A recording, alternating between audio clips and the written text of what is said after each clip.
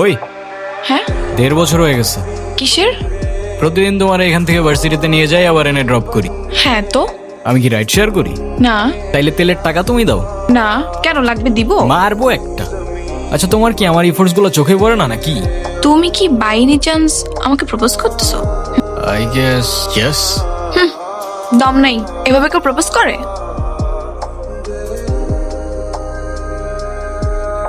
কত করে? 50 টাকা। না,